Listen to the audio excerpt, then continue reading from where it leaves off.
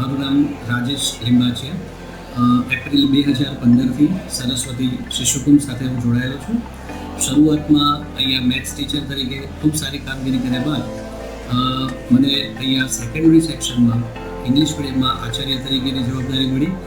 And હું એવું માનું છું કે આ મારા જીવનમાં એક બહુ સારી તક છે. મારી એફિશિયન્સી, મારી જે સ્કિલ્સ છે એને એક ઉમદા કાર્ય માટે અહીંયા આપી શકાય એવી મને ખૂબ સારી તક મળી.